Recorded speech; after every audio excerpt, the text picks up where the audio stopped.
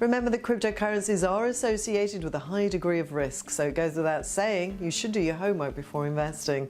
Now, decentralized finance has disrupted the traditional banking system. The emerging sector uses blockchain technology and digital assets to manage financial services. It's an umbrella term used to describe peer-to-peer financial services offered on public blockchains. It provides a new understanding of how financial transactions can be done, managed or settled between the parties without the involvement of intermediaries such as brokerages and exchanges. Now, Defi was introduced back in 2019 and promised to revolutionize the banking system. The platform has expanded greatly and is accepted by the wider public. The question that arises here is, will decentralized finance mark the end of traditional banking? Well, unlike the traditional banking system, transactions are managed and settled by end users only. Users can control their finances and experiment with them around the clock. No intermediary is involved in approving the request or executing the transaction.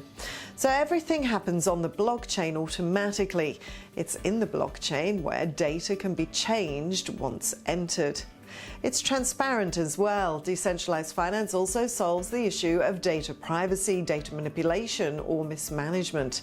Now, this sector is gaining acceptance among users, and banks are rethinking their models to get the first mover's advantage. The financial industry and regulatory bodies are also interested in blockchain technology and decentralized finance.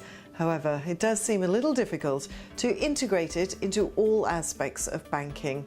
There are numerous challenges that users can encounter with decentralized finance. So, despite the acceptance of decentralized finance platforms as we see investors search for better returns on their money, there are still some grey areas in terms of security.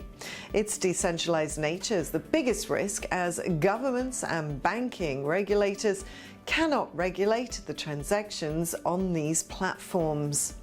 So in comparison, the traditional banking system is still reliable because a regulator is overseeing the transactions happening there. So what do you think of decentralized finance? You can leave a comment below this video. You can share this video with your friends. You can also subscribe to our YouTube channel and press the bell icon to get notifications for our latest videos. I'm Rachel for kalkinemedia.